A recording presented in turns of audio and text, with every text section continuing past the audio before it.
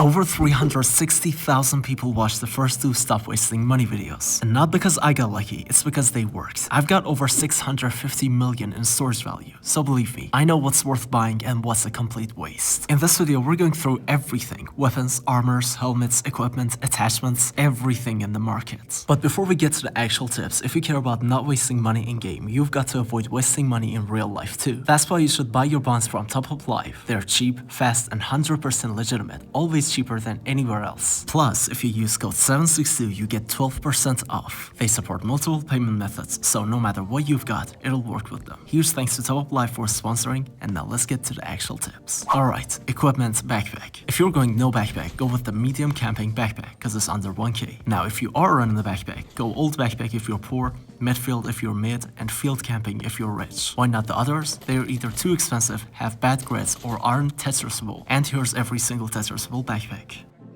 Headset. Calm one if you're below 2 mil or if you want to run no headset. Other than that, go M32 on small maps like Armory or TV Station. Only buy GS2 if you're running T7 or playing big maps. By the way, just to mention, I still use M32 with 650 million in storage. Just saying, you don't need GS2, you can always get it in-game. Helmet. Tier 124 is useless. If you want to run no helmet, go with F70. It might save you. If you want to run a T4 helmet, again, it's useless, but KSS is the best option. Tier 5, only buy like new or worn ones. Don't buy a brand new T5.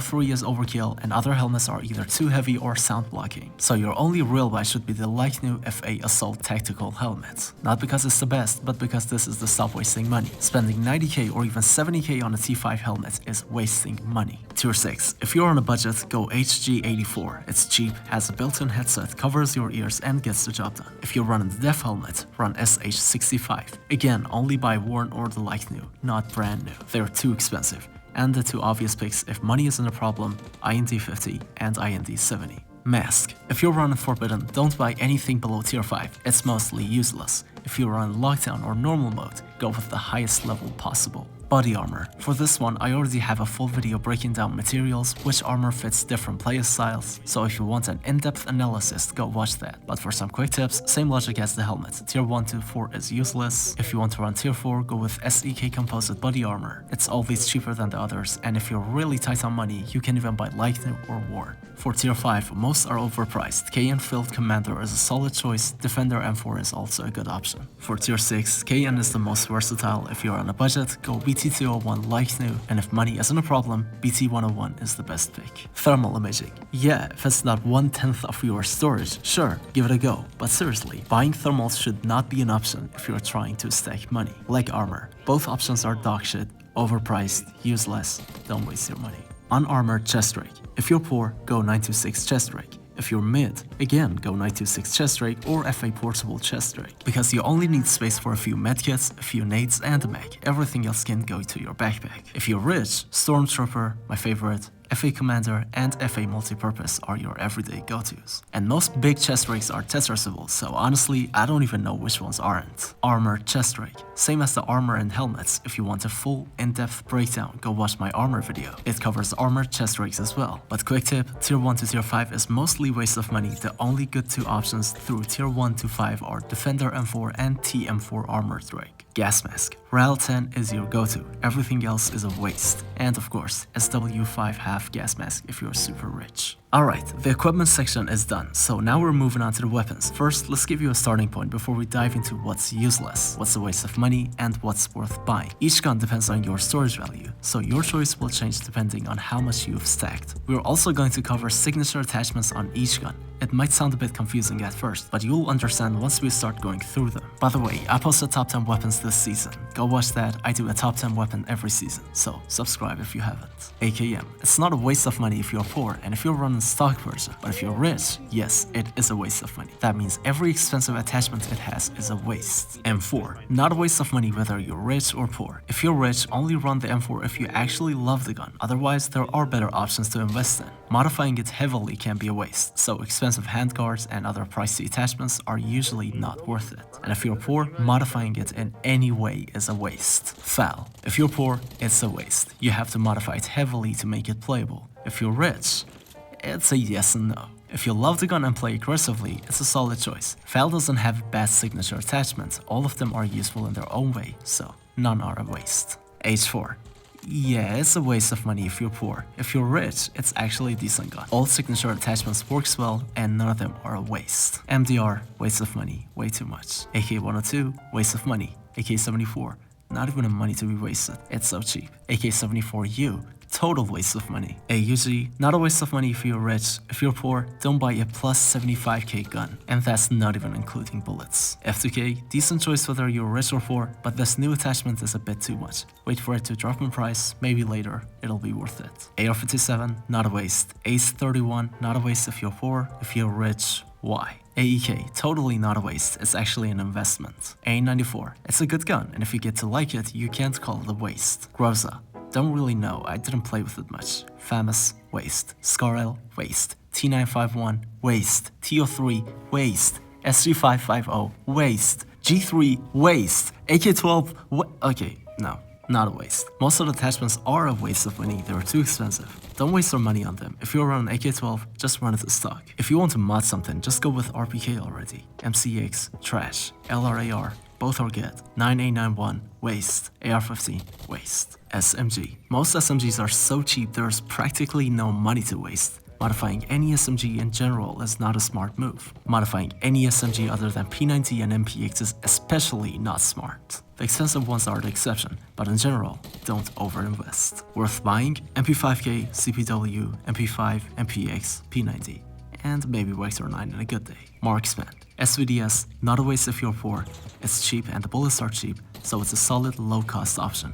If you're rich, there are hundreds of other substitutes. VSS, not a waste. MK, don't even talk about it. M110, not a waste whether you're rich or poor. LR-DMR, again, don't talk about it. Sniper rifles, Mosin, not even a money to waste. AX-50, not a waste whether you're rich or poor. Yes, 180k-ish, but definitely worth it. AR-30, worth it if you don't miss your shots. It's a solid choice and not a waste. SJ, not a waste. M24, total waste. LMGs, not a waste, waste, waste. Weapon accessories, front grip. There are 3 worthy front grips: aluminum vertical front grip, B25 tilt grip, and AR compact tactical front grip. The others either do the same job but worse, or they're just stupidly expensive. Your priority? AR compact tactical front grip if your gun can fit it. If not, B25 tilt is solid, aluminum vertical front grip is the best budget all-around choice. Rare grips.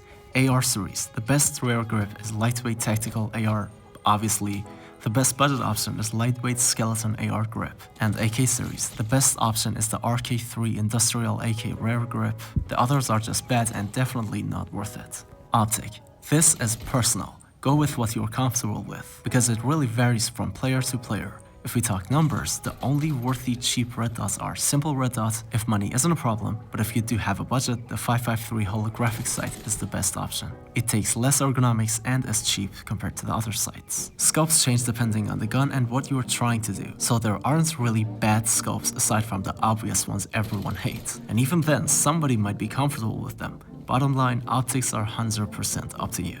Stock. Like everything else, it depends on what you're trying to do with the gun. Generally, the more expensive stocks are better most of the times. But if you want a solid budget pick, go collapsible lightweight stock. Unlike the carbine lightweight stock, it gives you +3 ergonomics. And ergonomics matter more than hipfire stability for most builds. That said, if you like the hipfire, the other options might suit you better. So, pick what fits your playstyle. Magazine. I've got a full video that breaks down magazine, how to buy them, what to avoid, how to load bullets based on your storage value, and everything. If you want a deep dive, go watch that video. Weapon bolts. Prices flip around, so always compare. Sometimes the assembled version is cheaper, sometimes buying the bolts separately is cheaper.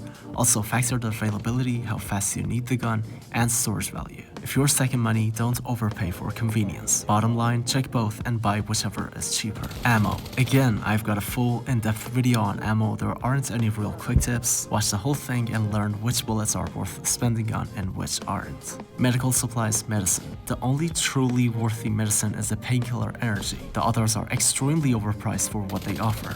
Sure, you can spend 15k on AP painkillers, but that money could go towards upgrading your weapon instead. It's not that the medicine is too expensive overall, it's just expensive for what they give you. The liquid painkiller used to be the best option, but now that it drains your hydration, you're better off sticking with the painkiller energy. Treatment. Best bandage, OPM bandage is barely 1k, basically free. Best surgical for pure profit is simple surgical. If you want the overall best surgical, TMK military surgical kit wins. It has 8 uses versus the standard military which has 4 only, and is about the same price. It's small, you can drop it after you used it a few times. Medkits. The only ones worth the money are TMK filled medkit and the standard military kit. TMK filled medkit is worth the money for their value, and the standard military is so cheap, so it's worth it. The others are either too expensive or not worth it. In my opinion, the best medkit is the one you can get from Talia or any other contact in future. It restores 300 health points and only takes 1 inventory space. Stimulants. Regen stims, just skill issue. Both red and blue stims are worth it. The strength booster stim is also worth it.